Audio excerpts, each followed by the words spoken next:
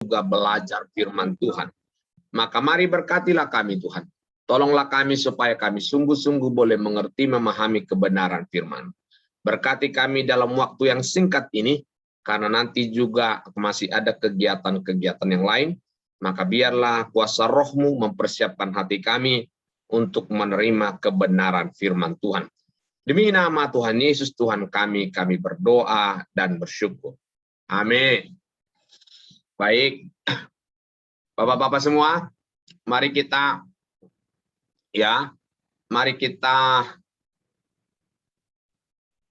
membuka firman Tuhan. Yohanes 8 ayat 30 dengan 31 saja sampai 32 boleh kita baca. Meskipun satu perikop itu ya. Yohanes 8 ayat 30 sampai 36. Tapi saya hanya membaca untuk kita ayat 30-32. Demikian firman Tuhan. Setelah Yesus mengatakan semuanya itu, banyak orang percaya kepadanya. Maka katanya kepada orang-orang Yahudi yang percaya kepadanya, jikalau kamu tetap dalam firman-Ku, kamu benar-benar adalah murid-Ku, dan kamu akan mengetahui kebenaran, dan kebenaran itu akan memerdekakan kamu. Ya, itu kebenaran firman Tuhan hari ini yang akan kita belajar sebagai bapak-bapak. Ya, saya senang tadi apa yang dikatakan oleh Bapaknya Rehuel ya, bahwa meskipun bapak-bapak Immanuel ini latar belakang suku juga berbeda, latar belakang gereja juga berbeda. Ya, saya tanya dulu di antara kita mana latar belakang GKMI mulai dari awal? Pak Hadi GKMI atau GITJ atau GKJ?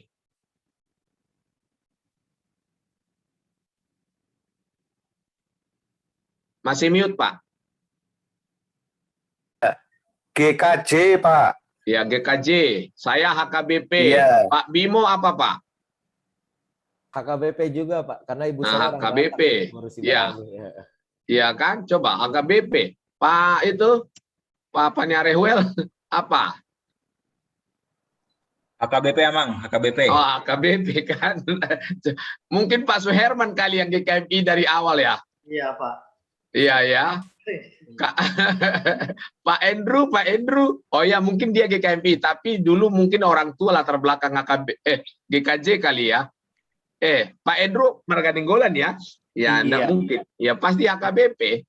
Ya, HKBP. Iya. Opung Moses apa lagi Opung Moses Dole? Pasti latar belakang HKBP kan, Opung? HKBP atau HKI, Opung? Ya masih mute, mungkin opungnya apa? HKBP. Iya, HKBP ya, iya. Jadi jujur saya katakan sudah latar belakang gerejanya berbeda, latar belakang suku juga berbeda, ya, karakternya juga berbeda, dipersatukan kita di GKI Immanuel. Maka itu menjadi pertanyaan saya, karena tema kita hari ini ialah bersama membangun iman. Bagaimana kita bisa bersama membangun iman, latar belakang suku juga berbeda, latar belakang gereja juga berbeda. Ya, ini hanya 20 menit ya, jadi saya langsung saja. Nah, kita belajar begini. Memang seperti apa yang saya sampaikan tadi dengan Pak Pak Bimo, bahwa tidak apa-apa, pandangan-pandangan berbeda, hal-hal yang tidak terlalu penting, nggak apa-apa. Tapi kalau memang itu adalah hal yang sangat penting, misalnya tentang keselamatan, tentang apa ya, memang betul kita tidak boleh mengkompromikan itu, ya. Nah, karena itu bagaimana kita bisa bersama membangun iman? Saya contohkan sedikit ya.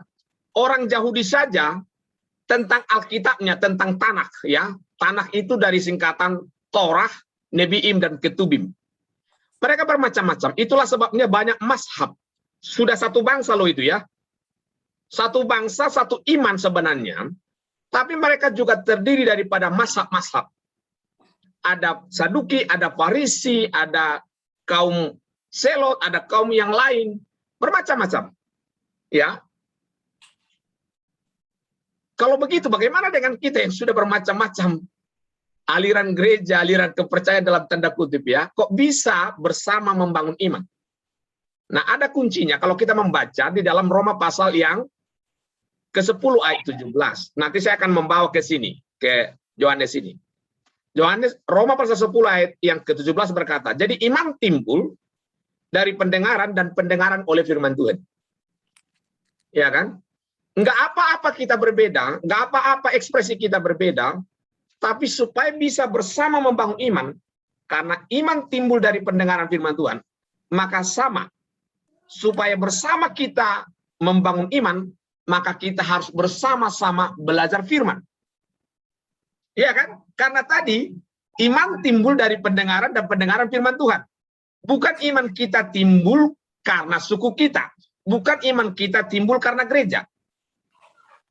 Nah, maka itulah sebabnya Yesus sangat serius. Perhatikan ya, dalam Yohanes pasal 8 tadi, ayat 31. Itu dikatakannya kepada siapa? Itu kepada orang percaya kepada Yesus. Jadi waktu Yesus berkhotbah dalam sebelumnya, ya bagaimana dia menjelaskan akulah terang dunia.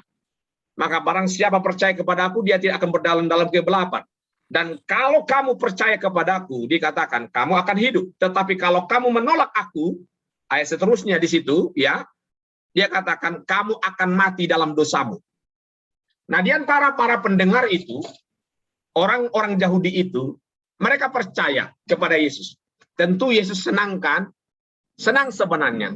Tapi Yesus tidak cukup di situ senang. Maka itulah sebabnya, ya, saya ulangi ayat 31. Maka katanya kepada orang-orang Yahudi, mengapa ditekankan orang Yahudi? Karena orang Yahudi sudah seringkali terkontaminasi dengan tradisi, dengan pikiran yang macam-macam, sama seperti kita. Iya kan? Saya juga sudah ada tradisi di HKBP harus begini. Ya, pendeta itu berkhotbah tidak boleh turun dari mimbar, tidak boleh apa, harus kalau ada istilah orang Batak itu harus tongom ya. Jadi dame madihamu ya. Dame nasumurung sian saluhuk naroha. Imana mangaramoti ate-ate dohot pikiran muna di bagasan Kristus Yesus Tuhatai. Amin. Itu kan Upung? Iya kan Upung?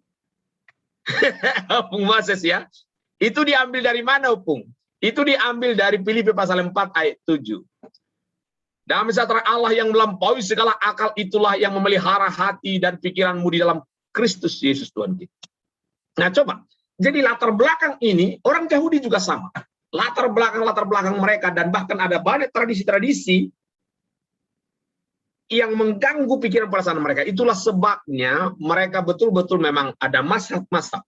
Bahkan nanti kalau kita bandingkan dalam Galatia pasal yang ke-5 pun, ya Galatia pasal 5, bahkan mulai Galatia pasal 1, itu kan latar belakang Yahudi mereka semua, tapi coba mereka menanggapi karena punya latar belakang berbeda, menjadi orang Kristen pun masih punya pandangan-pandangan yang berbeda tentang Kristus.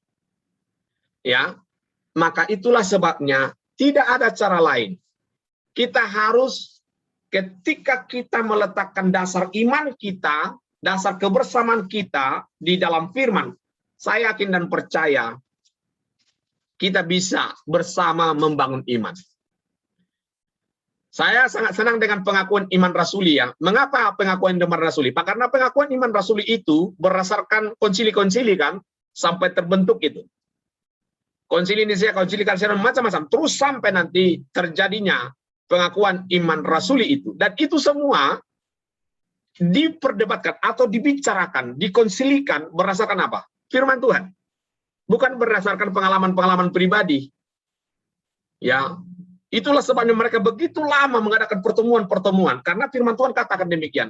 Dan tidak ada di antara mereka yang berdasarkan pengalaman. Selalu harus berdasarkan firman Tuhan. Maka menurut saya, GKMI Immanuel bapak-bapaknya ini, kalau kita mau bersama membangun iman, itu berarti kita harus bersama belajar firman. Karena firman Tuhanlah yang menjadi dasar membuat iman kita bertumbuh. Karena pendengaran akan firman dikatakan. Jadi iman timbul karena pendengaran akan firman Kristus. Sehingga nanti kalau kita perhatikan, Galatia pasal yang ketiga ayat 28-29 dikatakan. Di dalam Kristus, ketika kita membangun iman kita bersama berdasarkan firman Tuhan tentang Kristus, maka nanti tidak ada lagi perbedaan. Ya, kita menjadi satu.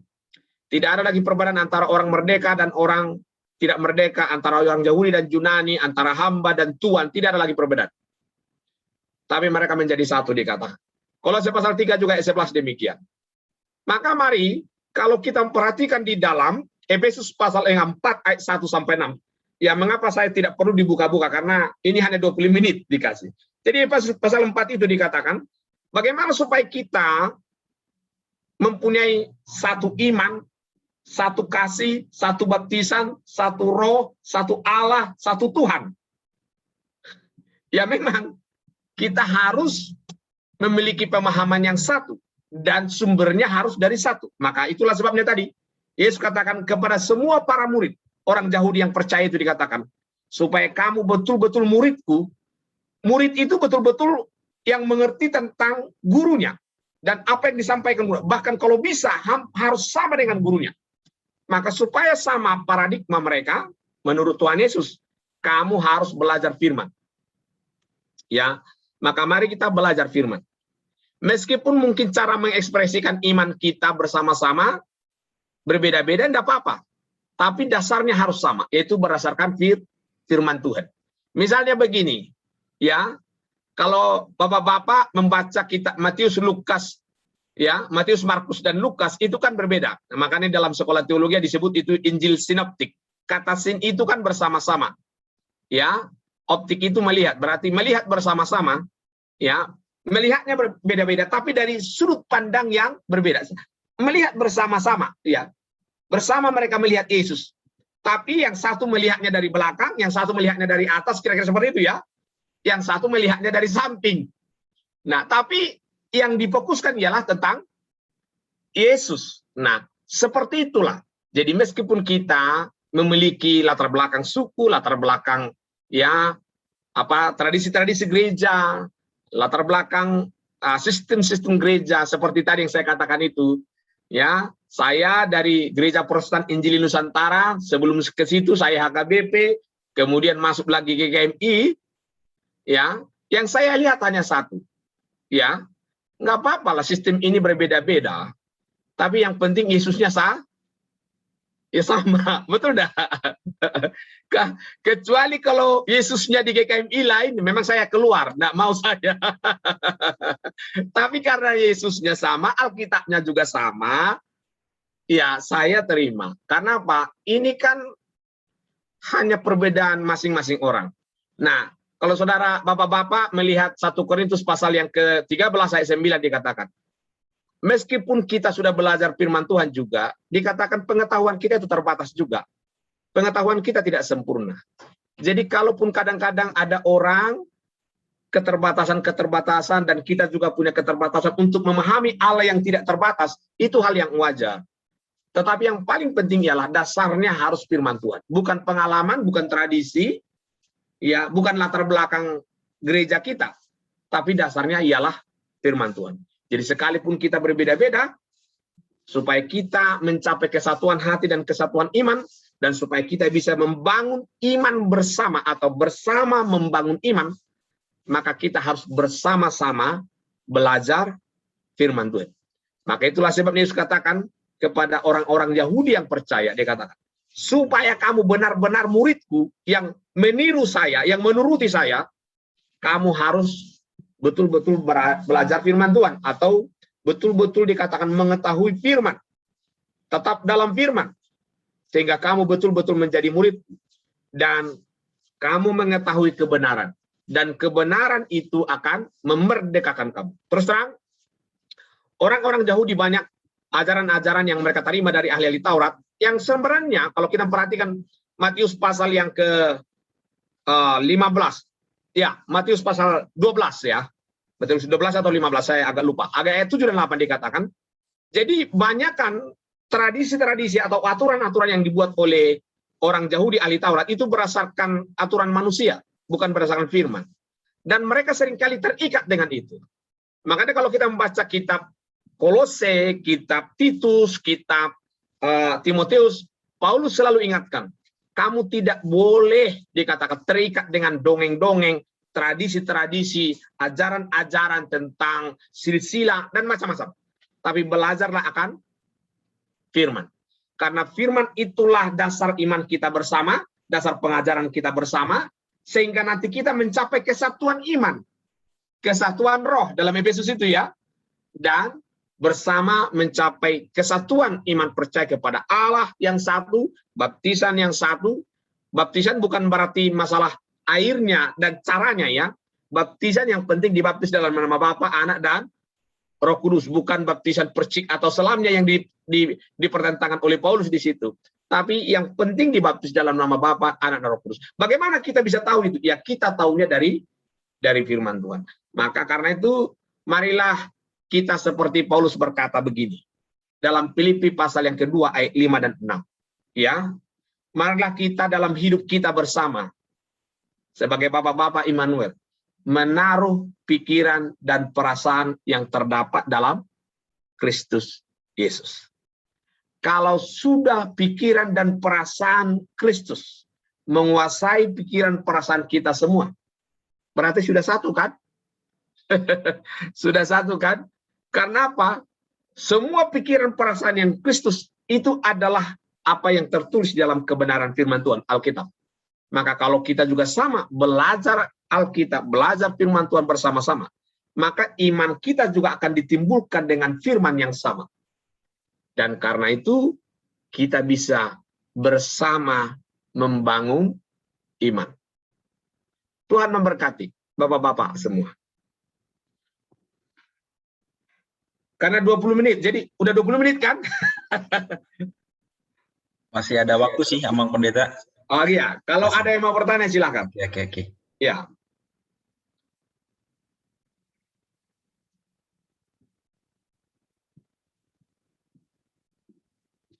Siapa tahu mungkin bapak-bapak punya pandangan yang berbeda dengan saya, tidak apa-apa.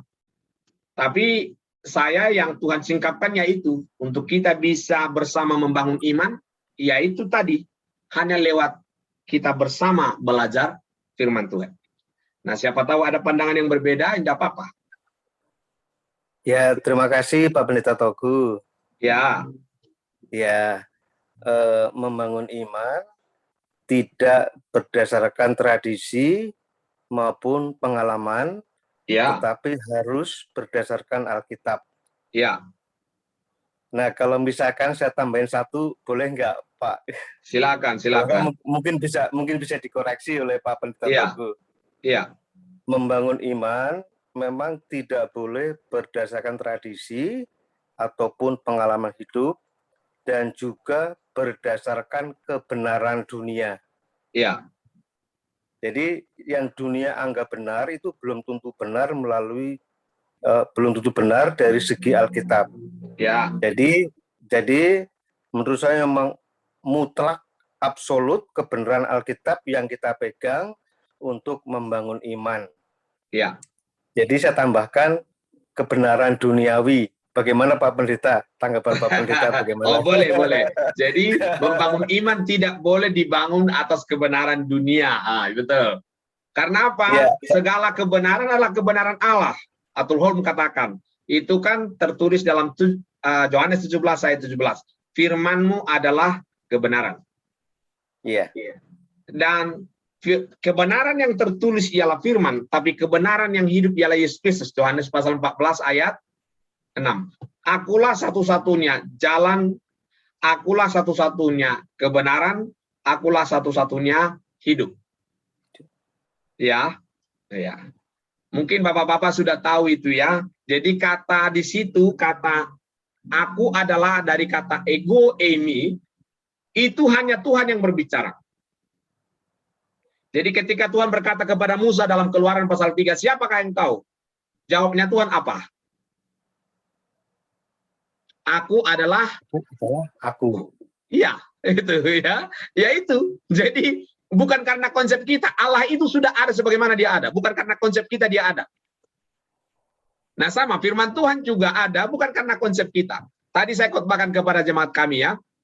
Mengapa kita katakan Alkitab ini benar? Jadi dalam teologi Pak Bimo nanti bisa tambahkan. Kan dalam teologi itu ada dalam pelajaran prelegomena bibliologi. Jadi salah satu sifat Alkitab ialah ineransi Alkitab, ketidakbersalahan Alkitab. Kira-kira menurut Bapak-bapak, mengapa Alkitab tidak bisa salah?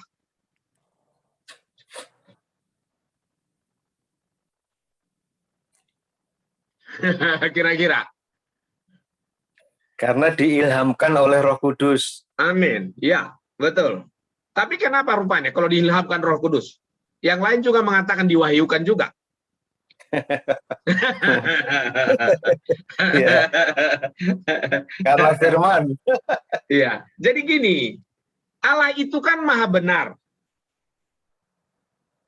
Maka apa yang dikatakan pasti benar kan? Itu sebenarnya. Jadi Ya. Alkitab ini menjadi benar bukan karena kita. Tapi memang Allah yang berfirman, yang memperkatakan firman ini Allah yang maha benar. Karena Allah maha benar tidak mungkin salah dan tidak mungkin berbohong. Imamat pasal yang ke-23 ya, ayat 19. Allah bukanlah manusia, sehingga dia berdusta. Karena Allah itu Imamat 19, maha kudus, maha suci. Jadi karena dia maha benar, maka segala perkataannya adalah menjadi benar. Ya betul ya, memang dilakukan oleh Roh Kudus, betul ya, kan begitu. Ya, makasih Pak Pendeta. Baik, terima kasih Pak Hadi. Wah, senang juga itu pertanyaan yang bagus itu. Jadi pemikiran yang menambah wawasan ya. Jadi bukan berdasarkan tradisi, bukan juga berdasarkan kebenaran dunia, tapi berdasarkan kebenaran firman yang adalah kebenaran. Ya, silakan yang lain kalau masih ada waktu silakan.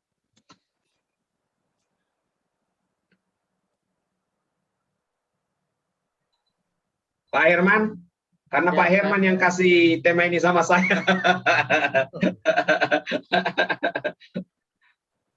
Jadi kadang-kadang ini Pak, kebenaran antara kebenaran firman dengan kebenaran komunitas atau lingkungan itu Ya. kadang-kadang juga mempengaruhi pola pikir kita juga Pak gitu. Jadi Ya.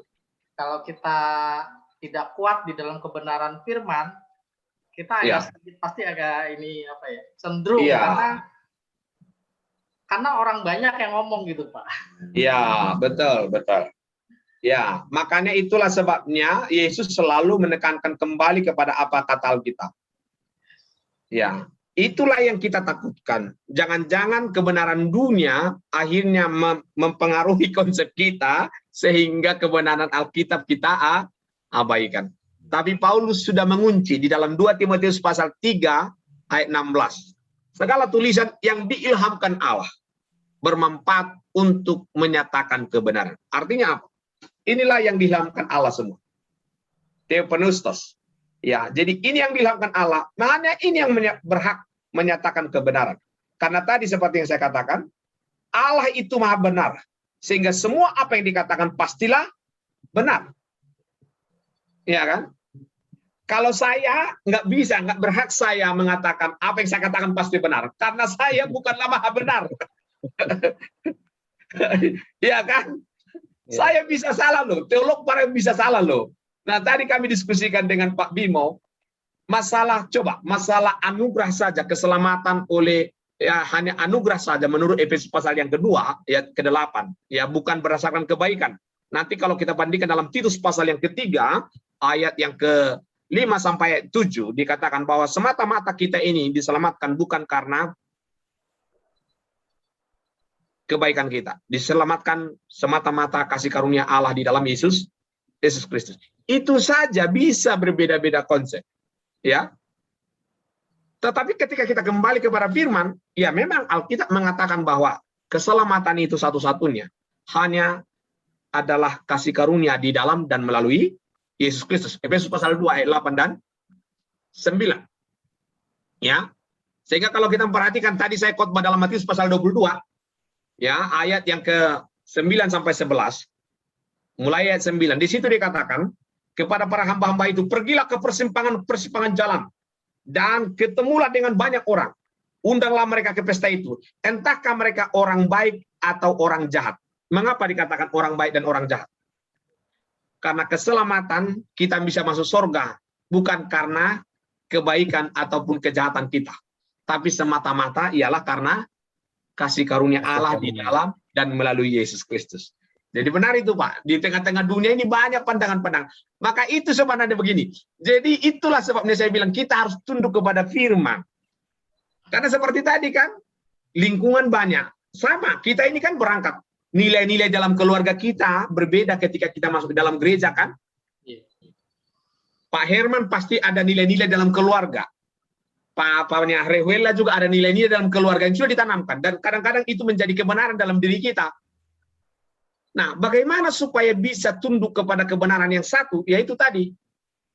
Kita harus berkacanya kepada firman. Karena 2 Timotius tadi, segala tulisan yang diilhamkan Allah memang bermanfaat untuk mengajar kita. Mengajar tentang apa? Tentang kebenaran. Tapi juga menyatakan kesalahan. Ini benar atau tidak. Itu hanya berdasarkan firman Tuhan. Ini boleh atau tidak. Hanya berdasarkan firman Tuhan. Ya kan? Walaupun ada dalam istilah Alkitab itu di dalam apa namanya? Di dalam kitab Galatia namanya adiapora. Adiapora itu begini. Sama seperti sunnah. Di dalam orang Islam. Jadi sunnah itu artinya begini. Ya dimakan juga enggak apa-apa. Ya dimakan enggak apa-apa juga.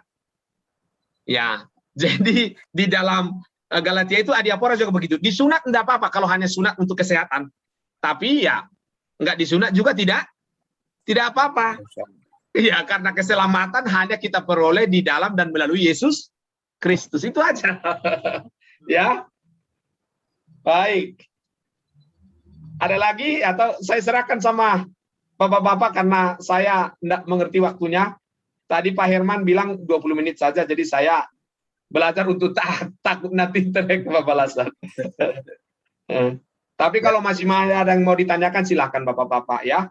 Di sinilah kita membangun kebersamaan kita supaya satu konsep, satu iman, satu Allah, satu Tuhan, satu baptisan.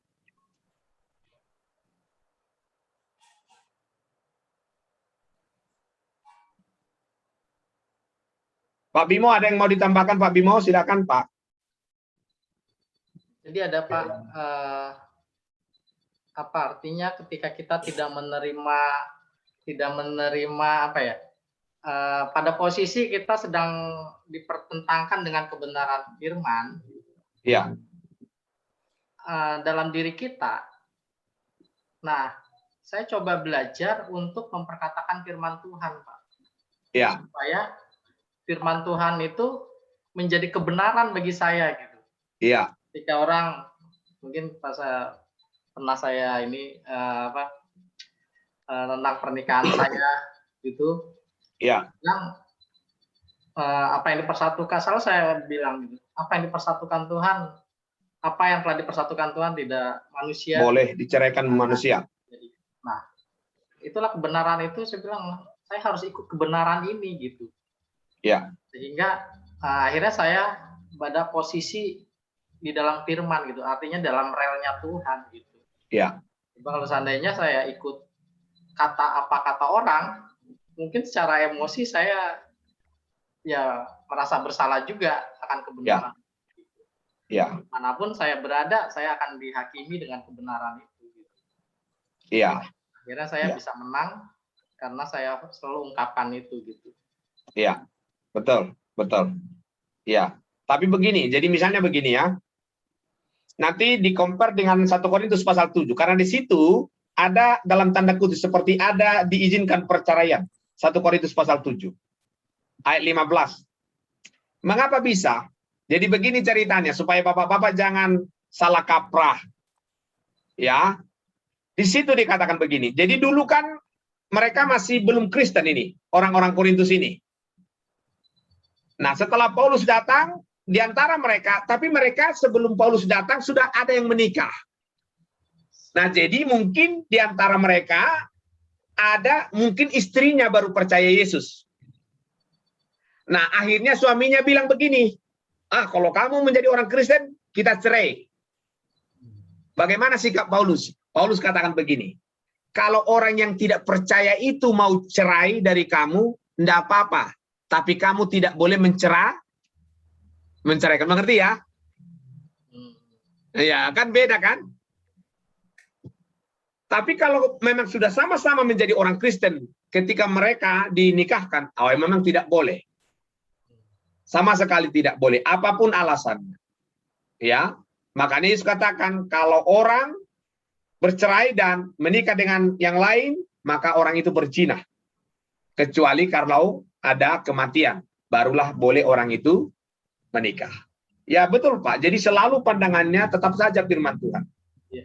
Ya, tentang aja firman Tuhan. Nah, kadang-kadang maaflah dulu ya, di orang Batak itu, kadang-kadang ada orang tua, meskipun Kristen, misalnya begini, anaknya Opung Moses lah misalnya, menikah, tapi nggak dapat anak laki-laki. Belum ada cucunya Opung Moses ini yang laki-laki. Kadang secara adat diizinkan untuk menikah. Supaya dapat anak laki-laki. Nah, ini kan secara adat. Kelihatannya, iya ya, supaya nanti kan Opung Moses ada yang membuat goarnya. Karena orang Batak kan yang membawa marga kan laki-laki. Perempuan itu nanti jadi marga orang lain, ya kan? Nah, ini kelihatannya benar. Tapi sesungguhnya menurut firman Tuhan tidak boleh. Nanti kalau kita membaca dalam Titus, ya Timotius juga sama ya. Hendaklah laki-laki hanya mengambil satu istri. Ya, jadi tidak ada peluang bapak-bapak ya untuk jadi 2 atau 3, apalagi jadi 4 ya. Ya, silakan.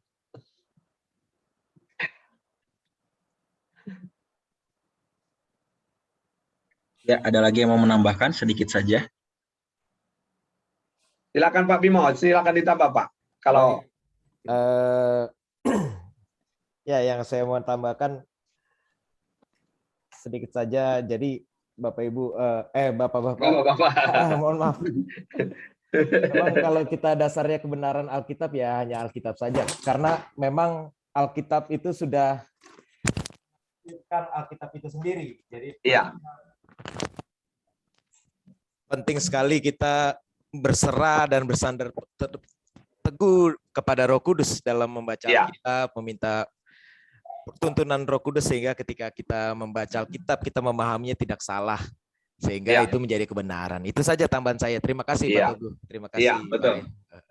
Saya mau tanya nih Pak Teguh. Ya, silakan Opung. Yang kayak lagi ya gimana saya katakannya ya firman Tuhan mengatakan ya tidak boleh bercerai terkecuali zina. Bagaimana arti pengertian terkecuali zina ini Pak? Soalnya seperti tahun-tahun kemarin masalah Ahok banyak orang mengeluarkan pendapat yang bertubi-tubi. Ya kita kurang memahami Pak. Tolong Pak. Iya. Dulu juga kami sudah pernah membahas ini dengan Pak Pendeta Ben dari Amerika ya, pendeta GKMI juga. Dia PhD. Sebenarnya mereka bilang ya, dia setuju kalau karena zina boleh ya. Tapi saya secara pribadi tidak setuju. Memang dalam Matius pasal yang ke-5 Yesus berkata begitu ya. Tapi Bapak-bapak tahu enggak? Dalam tradisi Yahudi, jangankan dulu begini ya, berzina. Kita harus jujur. Alkitab katakan dalam kitab Imamat. Ya, pasal 12 sampai pasal 16 tentang kekudusan hidup. Kalau ada yang berzina kedapatan, kira-kira dia apa akan Opung menurut Alkitab? Dilempari batu. Ya dihukum mati kan, dirajam dengan batu. Ya. Jadi berarti bolehlah kan? Makanya dikatakan oleh Yesus kecuali karena zina. Karena Yesus sudah tahu. Kalau berzina kedapatan, pasti dihukum mati kan? Iya. Berarti kalau sudah mati, sudah boleh dong menikah kan? Iya kan? Begitu. Karena udah mati. Ya, memang banyak tafsiran-tafsiran yang lain. Tapi saya lebih setuju dengan tafsiran saya dalam tanda kutip ya, tafsiran yang berdasarkan firman. Jangankan dulu kedapatan berzina. Misalnya begini, maaf ya, ini maaf. Misalnya, kalau saya seorang laki-laki menikah dengan seorang perempuan, malam pertama saya tidak menemukan tanda-tanda keperawanan. Maka saya menggugat orang tua daripada perempuan itu. Itu dalam kitab Imamat nanti bisa dibaca. Saya bisa mengatakan sama dia bahwa saya tidak mendapati tanda-tanda keperawanan bagi anakmu. Itu berarti apa kira-kira kemungkinan? Sebelum dia menikah sudah berzina, maka wanita itu langsung dihukum mati. Itu ya. Jadi luar biasa. Ya, luar biasa. Makanya waktu, kalau tidak salah dalam berapa ya? Dalam Yohanes 12 ya. Ya, waktu wanita berzina datang kepada Yesus ya. Yohanes 12 atau Yohanes pasal 8 itu. Ya. Di situ yang menarik membuat saya gini. Wanita ini kedapatan berzina. Kira-kira menurut bapak-bapak berzina apa tidak? Berzina. Hah? Berzina. Iya. Saya tanya Opung, kalau orang berzina ada enggak lawan jenisnya? Ada. Ya, Iya, tapi di situ tidak ada laki-lakinya. ya tapi ada sedikit pendapat ini. Iya, jadi sebenarnya itu adalah hanya menguji Tuhan Yesus. Karena tidak mungkin Yesus, kalau betul-betul dia kedapatan berzina, tidak mungkin Yesus tidak merajam dia dengan batu. Berarti Yesus melanggar hukum Taurat kan? Tapi sebenarnya orang-orang Yahudi itu ingin mencobai dan menguji Yesus. Tapi benar kata Tuhan Yesus. Dia menjawabnya dengan cara apa? Siapa di antara kamu yang tidak berdosa? Kan begitu ya. Dan memang ada juga penafsir yang lain katakan. Karena Yesus berkata begini kan. Aku pun tidak menghakimi engkau. Karena itu pergilah tapi jangan berbuat dosa lagi. Bisa saja mungkin. Tapi dalam tradisi orang Yahudi, kalau kedapatan orang berzina, harus ada dua-duanya dihukum mati kan?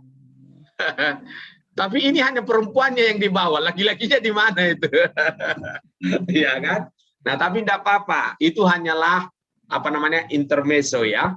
Nah, jadi itu Alkitab itu Pak. Jadi betul tidak boleh berzina itu Opung. Dan itu kalaupun Tuhan Yesus mengatakan demikian betul karena Yesus tahu kalau kedapatan berzina menurut tatanan hukum Taurat, maka kedua-duanya dihukum mati. Laki-laki dan perempuannya dirajam dengan batu. Maka tadi misalnya suami dari perempuan ini ya bisa menikah karena apa? Perempuannya sudah Mati. dihukum. Nah, itu sebenarnya yang membuat kita harus takut akan Tuhan. Tapi ya puji Tuhan lah sampai sekarang ini, meskipun kita berzina lewat pikiran, entah lewat apapun, ya masih Tuhan mengampuni kita, diberikan kesempatan. Ya, maka itulah sebabnya Filipi pasal 4:8 dikatakan, jadi segala yang baik, segala yang mulia, segala yang suci, segala yang sedap didengar, pikirkanlah semuanya itu. Bagaimana caranya? Hendaklah kamu dalam hidupmu bersama menaruh pikiran dan perasaan yang terdapat dalam Kristus Yesus. Itulah kuncinya. Ya, sebagai penutup ya, karena ini mungkin akan nanti sebagai penutup begini. Jadi firman Tuhan saja yang menjadi pedoman kita. Karena apa dikatakan? 1 Korintus pasal 2 ayat 15 mulai ayat 10 sampai 16 dikatakan, bukan kamu yang dinilai dunia, tapi kamu yang menilai dunia. Mengapa? Karena ada pegangan kita, firman. Ada roh di dalam diri kita. Jadi dunia tidak boleh menilai kita. Harus kitalah yang menilai dunia. Bagaimana kita bisa menilainya? Dengan firman. Ini ya. 1 Korintus pasal 2 ayat 10 sampai 16 saya baca. Tetapi manusia rohani menilai segala sesuatu, tetapi ia sendiri tidak dinilai oleh orang lain. Sebab siapakah yang mengetahui pikiran Tuhan sehingga ia dapat mengasihani dia? Tetapi kami memiliki pikiran Kristus. Maka kitalah yang menilai dunia. Ya, Tuhan memberkati bapak-bapak semua. Oke ya, mari kita berdoa. Mari kita berdoa. Tuhan, terima kasih, kami bersyukur kepadamu pada sore hari ini karena kami sudah boleh belajar tentang kebenaran firman-Mu, bahwa kami bersama membangun iman haruslah berdasarkan firman. Karena iman timbul dari pendengaran dan pendengaran akan firman Kristus. Terima kasih seberapapun bapak-bapak GKM Immanuel yang hadir pada sore hari ini. Puji Tuhan, kami sangat bersyukur. Biarlah kami membangun iman kami di atas dasar kebenaran firman. sama seperti Tuhan Yesus berkata dalam Matius pasal 7 ayat 28, kami membangun hidup kami berdasarkan firman. Dan bukan hanya tahu tentang firman, tapi juga menjadi pelaku-pelaku dan menghidupi firman Tuhan. Terima kasih Bapa. Demi nama Tuhan Yesus kami berdoa dan bersyukur. Amin. Oke, terima kasih untuk firman yang telah disampaikan oleh Amang Pendeta Togu. Amin. Dari sini sudah terlihat jelas ya bahwa sesungguhnya kita itu sangat antusias untuk diskusi. Iya, Tetapi karena satu yang pertama adalah kita punya waktu dan kita mempunyai akun yang harus dipakai bersama-sama, maka kiranya bulan depan itu kita bisa offline, karena memang ya itulah yang sudah pernah disampaikan dari pertemuan kita, sangat antusias untuk berdiskusi karena bapak-bapak ini senang ngomong gitu ya. Jadi baguslah kondisinya jika itu yang kita obrolkan adalah tentang firman Tuhan. Amin, amin. Selanjutnya kita akan berdoa syafaat. Berdoa syafaatnya kita akan bersama-sama. Mohon untuk di-unmute semua. Nanti mohon kerjasamanya juga untuk Amang Pendeta Togu untuk menutup. Kita akan berdoa untuk yang pertama.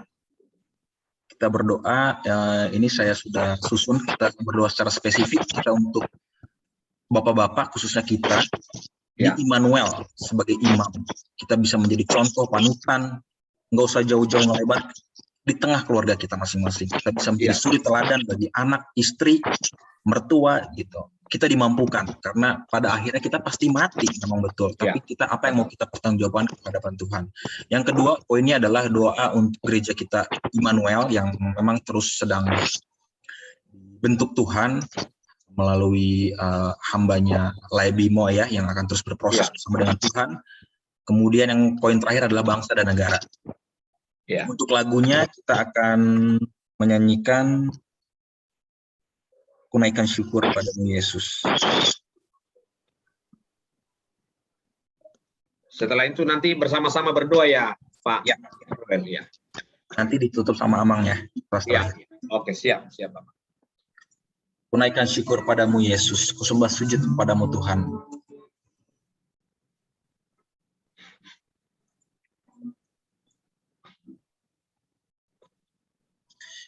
Naikkan syukur padamu Yesus, kusembah sujud kepadamu Tuhan, di hadapan tata kemuliaan-Mu, ku tinggikan, ku agungkan selamanya. Sekali lagi kita naikkan.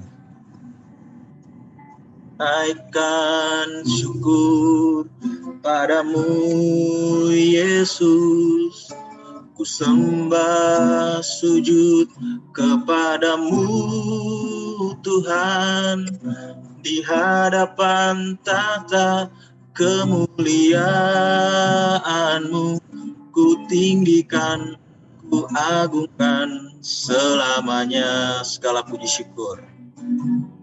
Segala puji syukur bagimu, ku tinggikan namamu selalu, kemuliaan hanya bagimu, terpujilah namamu. Segala puji syukur bagimu. Segala puji syukur bagimu, ku tinggikan namamu selalu, kemuliaan hanya bagimu, terpujilah namamu. Mari kita bersatu dalam doa.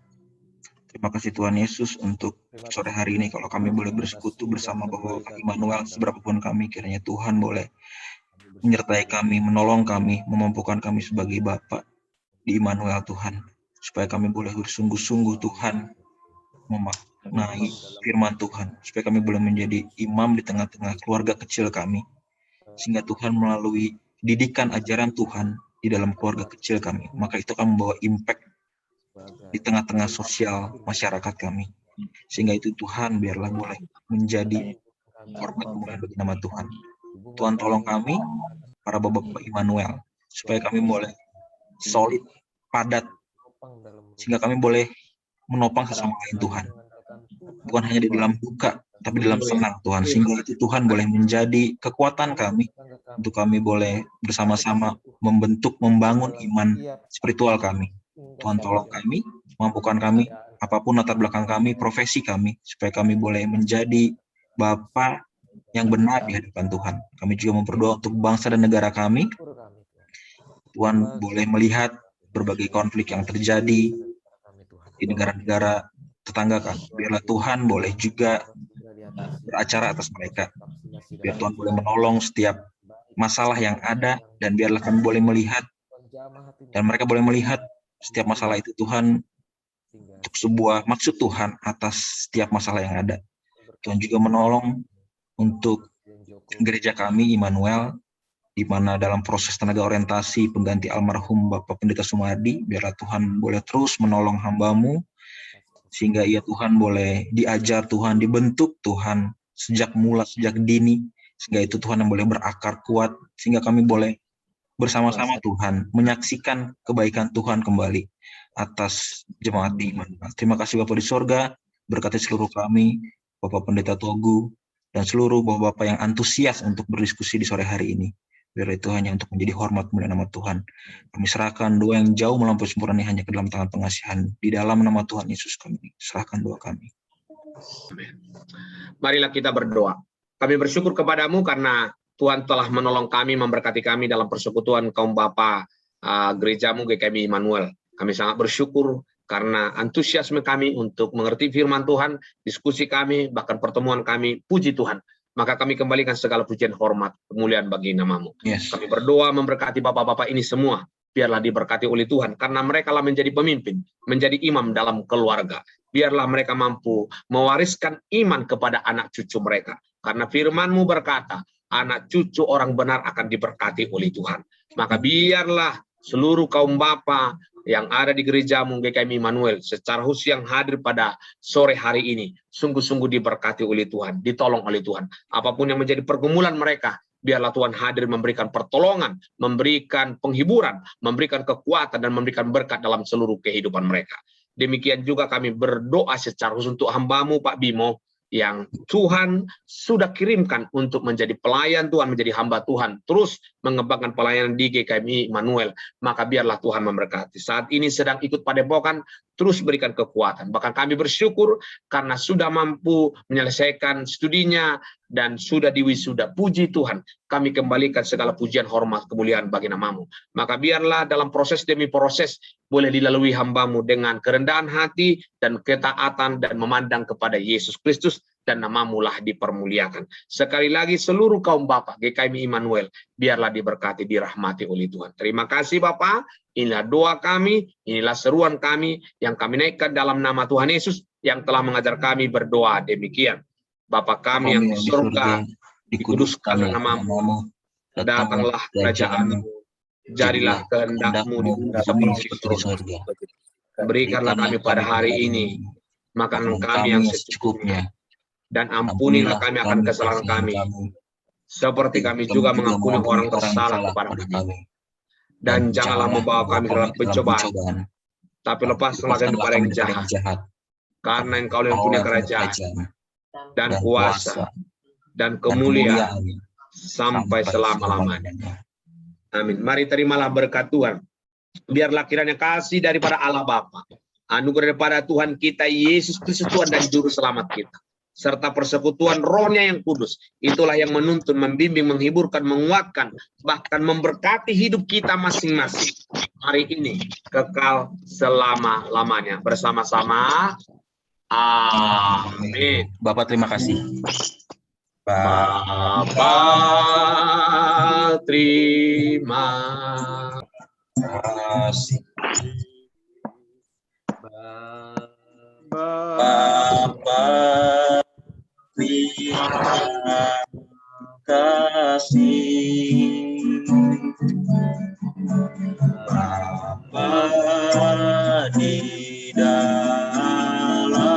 Aku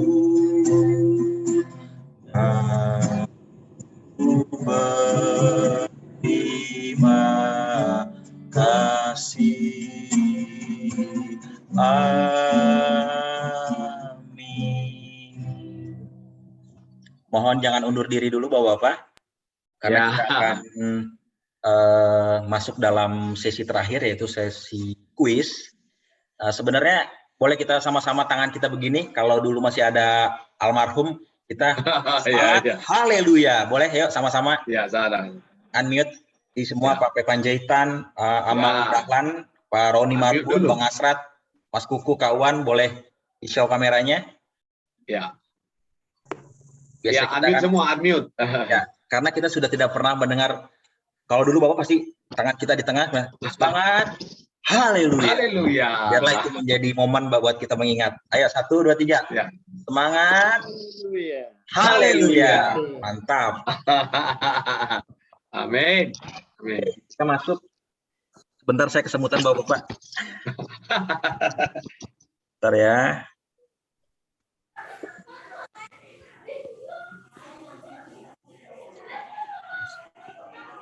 Yang sekarang lebih santai, kita akan tebak lagu.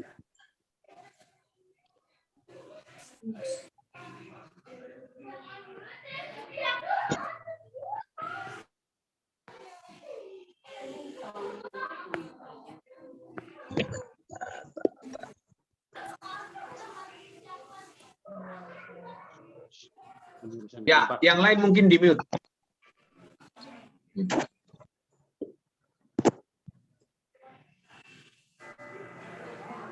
Oke, saya mohon kerjasamanya, coba di unmute, mau dengar suaranya supaya nanti, karena kita akan cepet-cepetan ya. Coba suaranya tes gitu, Amang Dahlan, coba tes. Tes. Pak Panjaitan coba. Amang.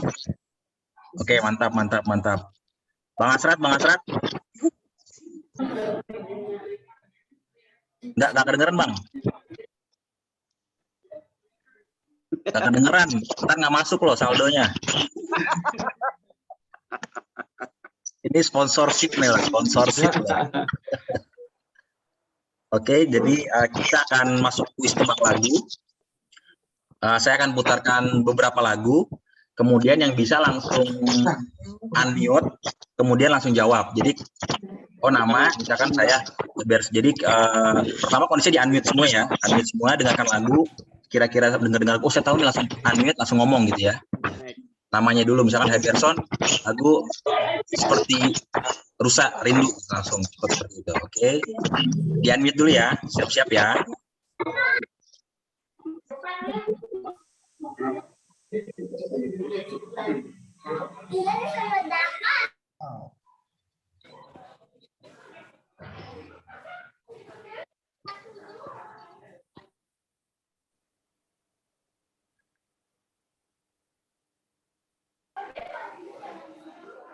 Ini semua boleh jawab kecuali pengurus. Jadi Amang Pendeta, kemudian Lai Bimo, semua boleh. Jangan segan-segan.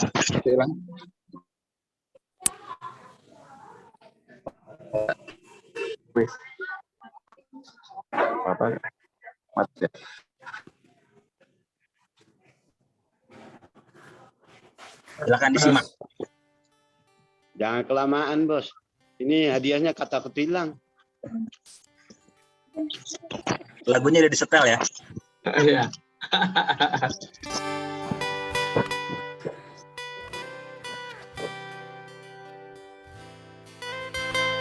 Kecaplah dan lihatlah.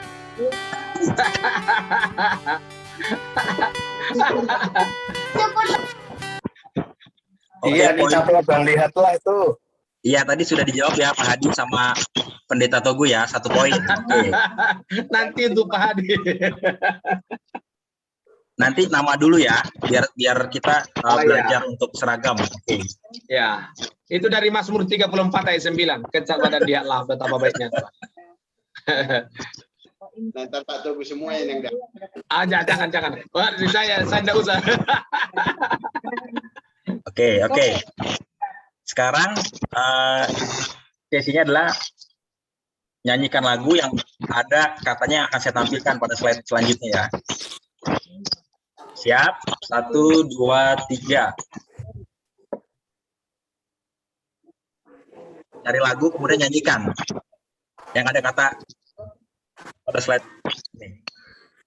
Ada yang bisa?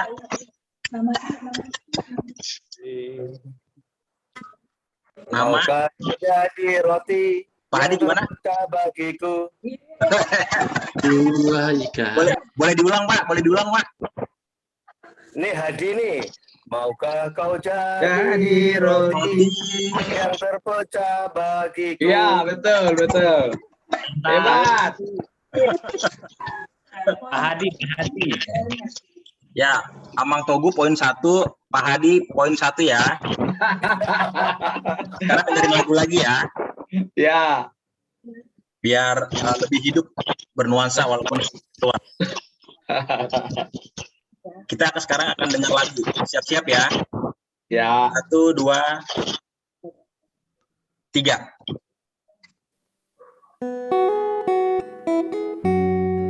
Betapa hatiku. Roni. Betapa hatiku. Iya. Bang Roni ya. Iya. Saya tadi nggak ada apa-apa. Apa Bang Roni? Betapa hatiku. Betapa hatiku. Oke, mantap. Bang Roni 1 poin. 1 poin. Cepat gitu. Sekarang lagu lagi ya. Ya, oke. Oke, lihat slide lagi. Nyanyikan lagu yang terdapat pada kalimat berikut ini. Iya kata ya. Ya. Udah. Darah Yesus. Nama nyanyikan. Roni. Pak Hadi lagi ya. Pak Hadi lagi ya. Ulang Pak. Bebaskanku. Yesus lupakan aku. Iya, Pak Hadi. Ya, Pak Hadi. Oke. Ya, Pak Hadi 2 poin. Kata berikutnya ya, siap. Tadi saya tuh tadi tuh. Ya, siap-siap ya. Ya. Kata berikutnya 3, 2, 1. Mata. Mataku tertuju padamu. Tertuju padamu. Coba Batuk. sebut nama dulu dong, sebut nama dulu. Oh, Bapak. Iya, Pak Togu, mataku tertuju padamu. Ya udah, Pak Hadi sama Pak Edi saya kasih 1 poin ya. Ya, betul. Siap sekarang.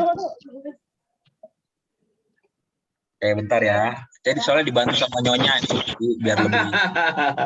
Bantu jadi kacau.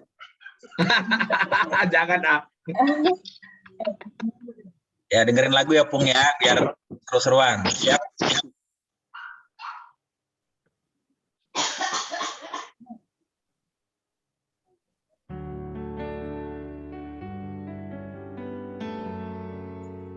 Nama, kemudian sebutkan lagunya, apa judulnya.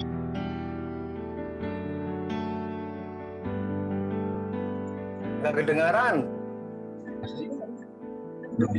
Belum.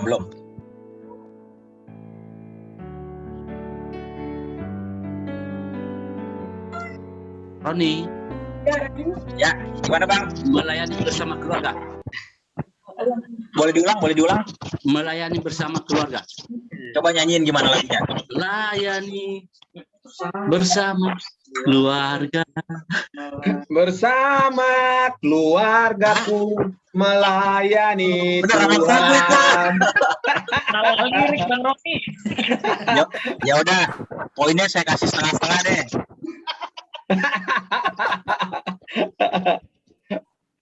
Lanjut ya. Ya. Dengar lagu sekarang. Ya. Judulnya apa gitu? Pak Roni.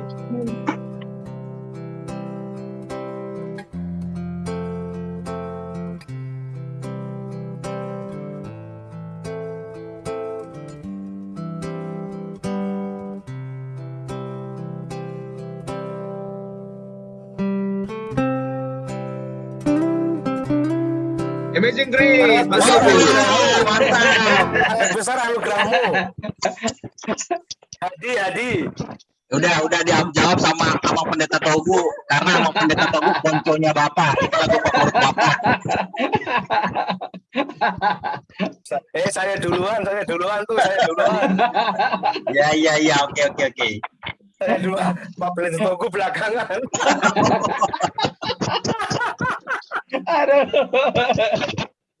Oke ya.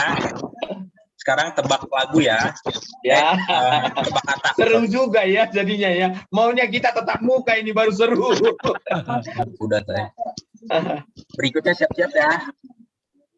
Ya, nyanyikan lagu yang terdapat pada kata di dalamnya. 1, 2, 3. Setia sampai mati. Oke. Di Nugroho. Pak Hadi ya. Pak Hadi itu ya. Luar biasa Pak Hadi. Belum sebut nama, Pak. Oke. Satu lagi ya, siap-siap ya. Ya. 1, 2, 3.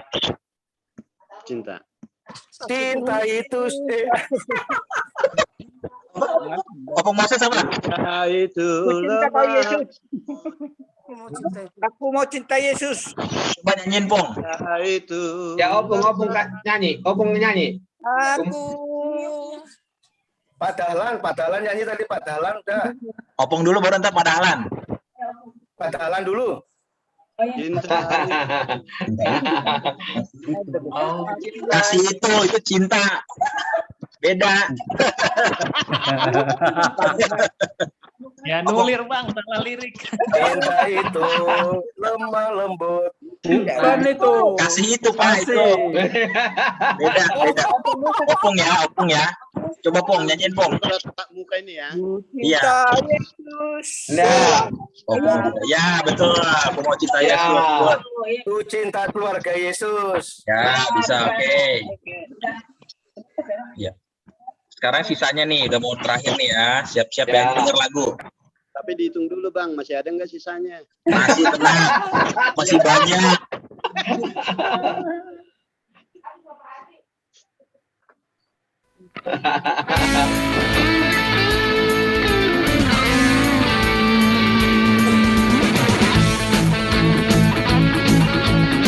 aku jalan kebenaran Pak Togu. Aku jalan kebenaran dan jalan kehidupan di Tuhan Yesus. Sudah dijawab sama Pak Togu ya, karena tadi langsung di spotlight Bang Ocon, nyala Pak Bang Togu Ocon. ya. Bang Ocon, suaranya nggak jelas, Bang Ocon. Musiknya nggak jelas, nggak kedengaran. Jadi saya nggak bisa nebak, nggak kedengaran musiknya. Alasan itu, alasan. Makanya Pak Hadi bilang sama Bayu pasangin stiker VDL-nya. Bisa aja. Pak Pendeta Togu yang dapat terus, saya nggak kedengeran, saya nggak dengar soalnya. Nggak apa-apa Pak Hadi, nanti sama Pak Hadi aja. Soalnya Pak Togu sebelum hamba Tuhan, singer.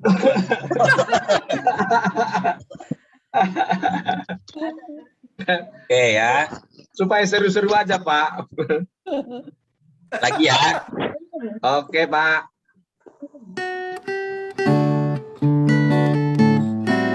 Allah itu baik Pak Togu. Allah itu baik, Oh. sungguh baik bagiku. Di dalam Tuhan Yesus. Ayo yang lain. Yang lain. Bimo, Tuhan. Ya. Tetap langkah-langkah orang. Pak Bimo dulu Amal. Oh iya, Pak Bimo itu ya Pak Bimo. Tuhan menetapkan langkah-langkah orang, betul. Apabila ia jatuh tak sampai tergeletak, betul. Ya Pak Bimo mantap itu. Ya, boleh diulang Pak. Supaya valid. Begitu aja kita nggak tahu. Ya Pak Bimo coba boleh diulang Pak supaya valid lagunya. Tuhan menetapkan langkah-langkah orang. Oke, ya. Tuhan menetapkan Mazmur 37 ayat 23. orang. Ya, coba satu terakhir ya, coba ya. Ya ini khusus untuk Pak Edi, Pak. Tadi terakhir terus. Bimo, Betapa hatiku berterima kasih. Terima kasih. Ya. Betapa hatiku Betapa hatiku. Angkat tangan dulu, Bang. Angkat tangan dulu. Terima kasih. Yesus. Oh, enggak apa-apa ya. Sudah Pak Edi aja, Pak Edi. Tadi kan udah itu, Bang Ocon. Tadi kan udah itu. Udah ya? Udah tadi diulangi lagi. Batal tuh. Batal. Oh, batal ya. Udah diulangi lagi. Udah. Batal. Ini mungkin karena nilai saya dengan nilainya Pak Hadi sama, jadi harus cari lagi satu lagi. Oh iya. Coba nih ya, coba ya. Ya. Angkat tangan dulu. Nama angkat tangan.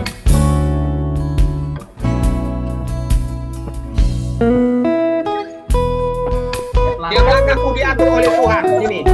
Betul. Ya. Ya. Tangan kasihnya Membimbingku di tengah meneguhkan hatiku tenang teduh di atas ya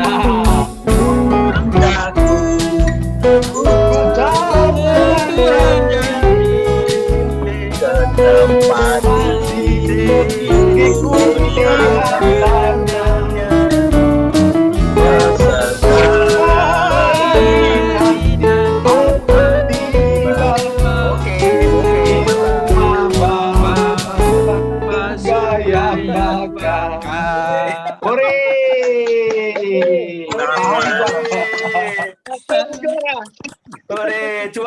juara. Pak Togu juara, Pak Togu. Juara 1. Pak Togu dari Pasar Minggu jauh-jauh deh, kasihan tuh.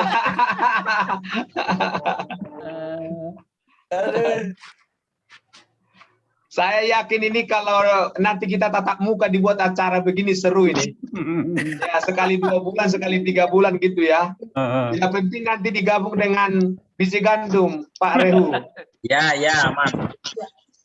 Jadi Tapi sekali 3 bulan misalnya kan. Ya. Saya akan mengumumkan. Ya, memang jadi memang betul ya Bapak-bapak, apa namanya? Kami dari pengurus juga terus berdiskusi bagaimana supaya membuat komunitas kita itu lebih hidup. Tidak membangun adanya gap karena bapak muda, bapak tua atau bapak semi muda gitu ya. Jadi mungkin saya bisa belajar relasi saya dengan Mbak Edi ya. Itu saya udah menganggap dia itu ya teman, mbah, orang tua gitu. Jadi itulah yang ingin saya garis beratkan titik beratkan lah ya untuk supaya itu menjadi fokus kita pengurus. Saya akan umumkan juara satunya adalah Amang Pendeta Togu dari Pasar Minggu. Oh, saya juara ya. Juara 2-nya adalah Mbak Hadi Nugroho.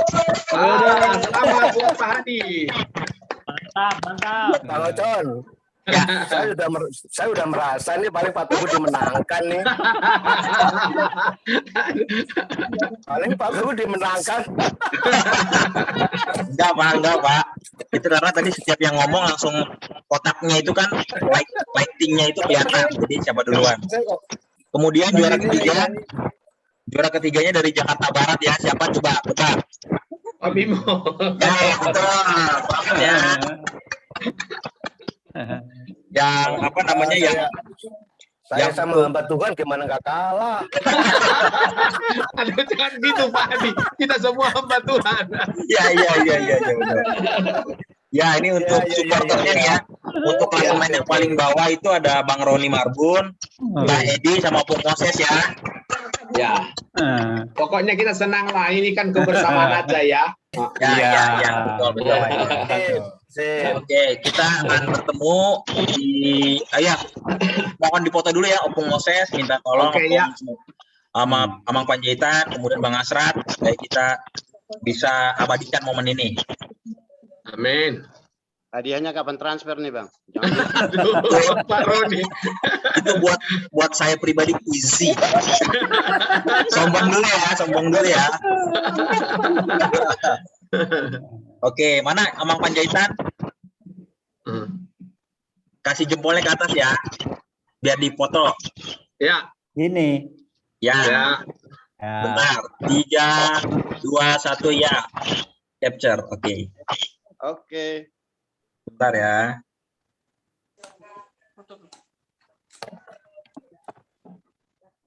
Oke, sudah cukup.